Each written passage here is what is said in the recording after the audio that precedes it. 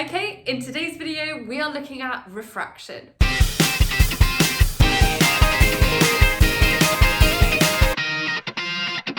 Refraction is an effect that happens to waves when they travel from one material to another material. For example, waves travelling through two different materials like air into glass can refract, which basically means that they change direction and they change speed.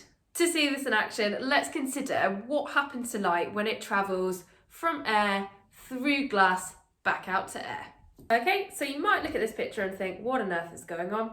And you would not be alone in that. So let's take it bit by bit. Let's start with the first boundary, from air into glass. And my diagram's looking, quite frankly, a bit sorry for itself, because where are all my labels? Let's add some in. Better. The first ray of light is the incident ray. That's because the light is incident on the boundary. And this label here of angle of incidence always goes from the normal to the light ray. Then in the glass, I've got my angle of refraction, and that is the angle, again, from the normal to that refracted light ray. As you can see, my angle of refraction is smaller than my angle of incidence. Or, in other words, it looks as if my light ray has been bent towards the normal. So why? Well, you need to consider the fact that glass is a more dense material than air.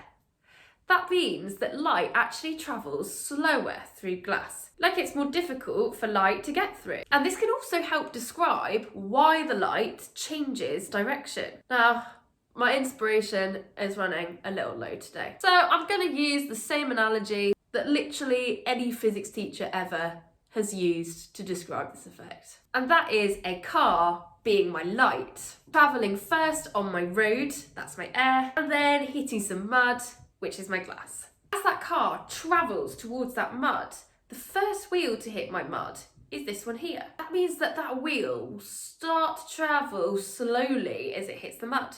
But my wheel that's still on the road is still travelling just as quickly as it was before. That difference in my wheel speeds causes my car to turn. My car would turn towards the normal, just like my light bends towards the normal. Okay, I think we're ready to have a look at the other side of the diagram. So when my light goes from glass back into air, here you see that my light now actually bends away from the normal as it goes from glass into the air. And that is because my light is travelling faster in the air than the glass. If you want a way to remember which way the light will bend, you can think of the acronym FAST. Fast, away, slow, towards. When your light travels faster, it bends away from the normal, and when your light is travelling through something slower, it bends towards the normal. Okay, so that's refraction. Done? No.